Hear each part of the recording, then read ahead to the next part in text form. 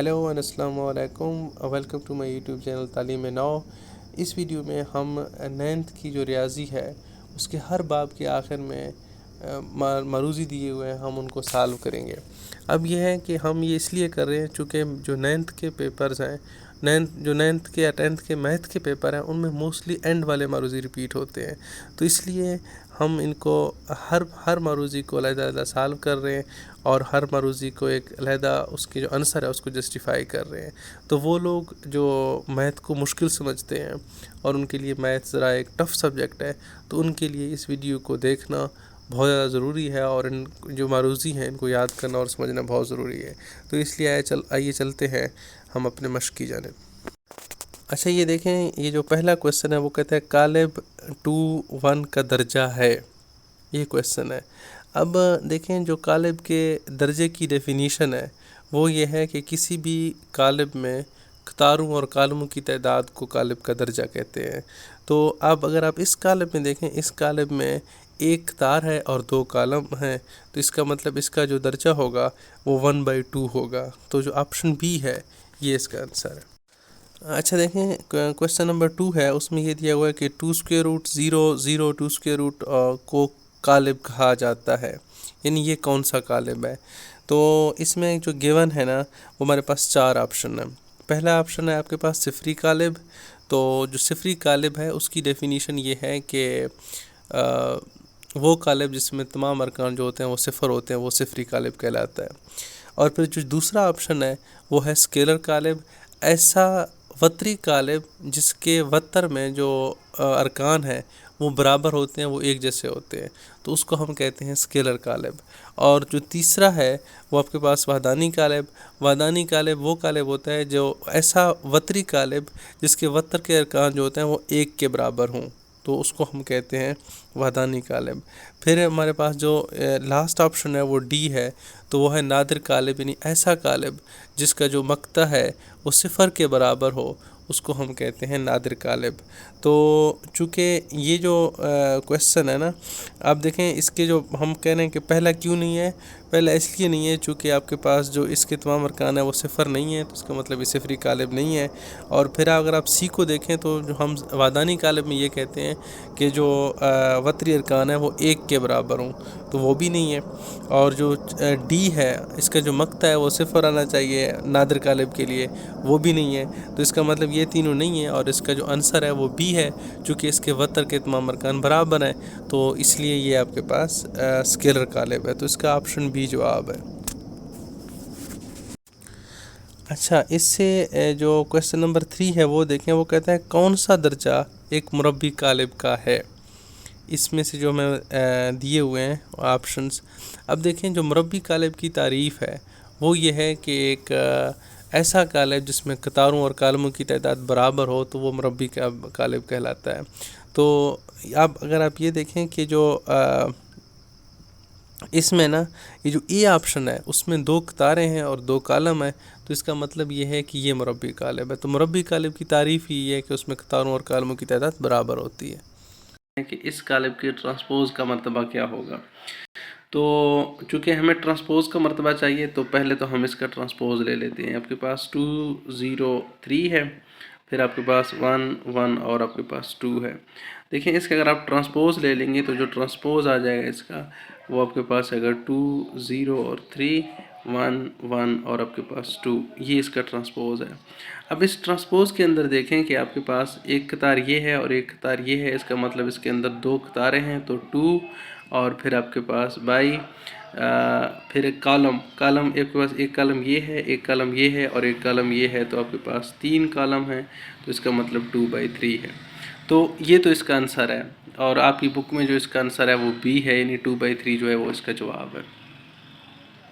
लेकिन अगर किसी टेस्ट में या किसी और जगह पे आपको एक जर्नल कालिब दिया जाए, उसके एलिमेंट्स आपको दिए हुए ना हों और आपसे ये पूछा जाए कि जी आप ये बताएं कि इसके एक ट्रांसपोज का मर्तबा क्या होगा, आपको मर्तबा दिया होगा उस कालिब का और आपसे पूछा यह जाएगा कि जी आप इस कालिब के ट्रांसपोज का मर्तबा बता दें। मैं आपको मिसाल देता हूँ, मसलन आपके पास मेरे पास एक ए है, एक ए जो है वो एक कालिब है और मैं आपसे कहता हूँ कि इसका जो मर्तबा है वो आपके पास m/n है।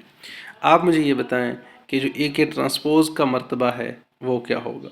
ए के ट्रांसपोज़ का मर्तबा आप ये बताएं कि ये क्या होगा, ये आपने मुझे बताना है।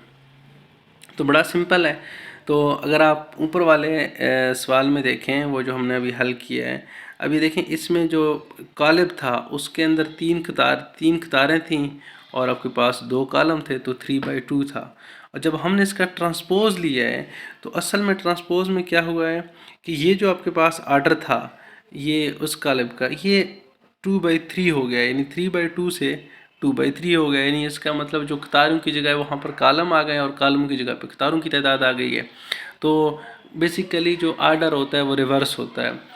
तो इसका मतलब अगर मेरे पास ये ए है, इस कालिब ए का अगर मुझे इस कालिब ए का जो मरतबा है वो m/n है, तो इसके ट्रांसपोज का मरतबा क्या होगा, यानी हमारे पास ए ट्रांसपोज है, इसका मरतबा इसके जो आर्डर है वो रिवर्स कर दें तो ये आपके पास होगा n/m।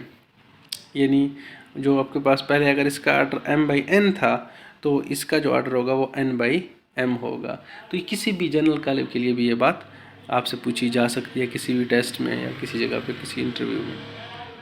अच्छा, ये देखें मेरे पास ए जो है वो एक कालिब है और मुझे अगर एक कालिब का एडजॉइंट चाहिए तो आप जानते हैं कि एडजॉइंट ऑफ ए की जो डेफिनीशन है वो आपके पास क्या होगी। ये जो वतर के अरकान है, वतर के अरकान ये दोनों हैं, ए और डी है। तो ए और डी यानी जो वतर के अरकान है उनकी जगह तब्दील हो जाएगी, यानी ए की जगह पे डी और डी की जगह पे ए आ जाएगा, और जो बाकी अरकान है उनकी अलामतें तब्दील हो जाएंगी, तो माइनस बी और ये माइनस सी। तो ये आपके पास एडजॉइंट ऑफ ए आ गया। ये तो एडजॉइंट की डेफिनीशन है। अब मुझे जो क्वेश्चन पूछा गया है ना मुझसे, वो आपके पास ये है कि एडजॉइंट ऑफ 1 2 0 -1 मुझसे पूछा गया है कि ये जो एडजॉइंट है ये बराबर है, तो ये किसके बराबर है जी। तो हम क्या करते हैं कि जो वतरी अरकान है उनकी जगह चेंज करेंगे, तो आपके पास 1 की जगह पे -1 आ जाएगा और -1 की जगह पे 1 आ जाएगा। तो जो वतरी अरकान की जगह तब्दील हो गई और जो बाकी अरकान उनकी अलामतें तब्दील हो गई, तो आपके पास -2। और देखें जो ज़ीरो है ना उसके साथ किसी अलामत का होना या ना होना वो एक ही बात होती है, चूँकि अगर आप -1 को 0 से मल्टीप्लाई करेंगे जो आपका फिर 0 आ जाएगा, तो इसका मतलब ये है कि 0 के साथ हम कोई साइन नहीं लगाते। तो -1 -2 0 और 1, तो ये इसका आंसर है। और आपकी बुक में ना इसका जो ये आंसर है ना ये है आपके पास ऑप्शन ए है, सही है। तो ऑप्शन ए जो है इसका जवाब है। अच्छा देखें, ये आपके पास एक क्वेश्चन है और आपसे पूछा ये गया है कि इसका ज़रब हासिल बराबर होगा, यानी अगर आप इन दोनों कालमों को आपस में ज़रब दे दें तो जो है इसका हासिल ज़रब क्या आएगा। देखिए मेरे पास एक तार है और इधर मेरे पास एक ही कॉलम है, तो इसका मतलब मैं इस तार को इस कॉलम से ज़रब दूंगा तो मेरे पास आंसर आ जाएगा। तो मेरे पास क्या है, देखें जब आप x को 2 से मल्टीप्लाई करेंगे तो आपके पास आएगा 2x, और y को जब आप माइनस से मल्टीप्लाई करेंगे तो यहाँ पर -y, तो ये इसका आंसर है, सही है। तो आपकी जो बुक के अंदर ना इसका जो आंसर है वो आपके पास सी है। सो अच्छा देखें, हमें ये गिवन है कि अगर ये मक्ता जो है ना ये अगर 0 के बराबर हो तो आप ये बताएं कि ये जो x है ये किसके बराबर होगा, सही है। तो बड़ा आसान है, अगर मक्ता 0 के बराबर है तो आप जी हल करें इसको। 2 6 3 और x है, इसका मक्ता जो है ये 0 के बराबर है, तो इनको मक्ता निकालें कैसे आएगा जी। 2 को x से मल्टीप्लाई करेंगे तो 2x, और यहाँ पे बीच में माइनस आ जाएगा, तो आपके 6 को 3 से मल्टीप्लाई करेंगे तो आपके पास 18 आ जाएगा, तो ये इज इक्वल टू 0 आ जाएगा। तो आपके पास जो 2x है ये बराबर है बेटा आपके पास 18 के, और जो है 2x को अगर आप 2 पे डिवाइड कर दें इधर से भी और इधर भी 2 पे डिवाइड कर दें तो आपके पास कैंसिल हो जाएगा, और 9 2 ज़ार 18, यानी आपके पास 9 2 18 होता है, तो x इज इक्वल टू आपके पास ये 9 आएगा, ठीक है जी। तो इसका जो आंसर है वो x इज इक्वल टू 9 है, और आपकी बुक में जो इसका आंसर है वो a है। अच्छा देखें, ये क्वेश्चन हमें दिया हुआ है और इस क्वेश्चन में पूछा गया है कि अगर आपके पास x प्लस ये वाला कालिब इज इक्वल टू वादानी कालिब के बराबर हो, यानी आइडेंटिटी मैट्रिक्स के बराबर हो, तो आप ये बताएं कि ये जो कालिब x है ये किसके बराबर होगा। तो देखें ये बड़ा आसान है। तो इसको हम कर सकते हैं कि इस x को हम इधर रहने दे देते हैं और ये जो साथ वाला कालिब है, ये वाला कालिब, इसको हम उस साइड पे लेके जाते हैं। तो ये 1 0 0 1 ये वैसे लिखेंगे। ये चूँकि इधर प्लस हो रहा था, ये उस साइड पे जाके ये माइनस का हो जाएगा। तो माइनस माइनस आपके पास 1 माइनस 2 0 और ये आपके पास माइनस 1 आ जाएगा। ठीक है जी। तो अब अगर आप इसको सॉल्व करें तो आपके पास x इज इक्वल टू आ जाएगा। अब देखें 1 माइनस माइनस प्लस हो जाएगा, तो 1 + 1 आपके पास 2 आएगा। 0 माइनस माइनस प्लस, तो आपके पास 0 + 2 तो आपके पास 2 आ जाएगा। और फिर आपके पास जी 0 माइनस 0 0 आ जाएगा।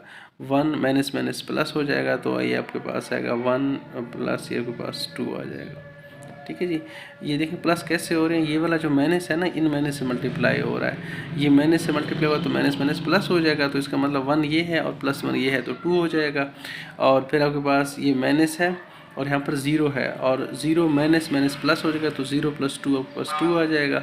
और फिर आपके पास 0 में से 0 को निकालना है तो 0 आ जाएगा 1। फिर ये आपके पास माइनस माइनस और ये माइनस ये प्लस हो जाएगा, तो ये आपके पास 2 आ जाएगा। तो ये इसका आंसर है। और आपकी किताब में जो इसका जवाब है ना, वो आपके पास डी ऑप्शन है।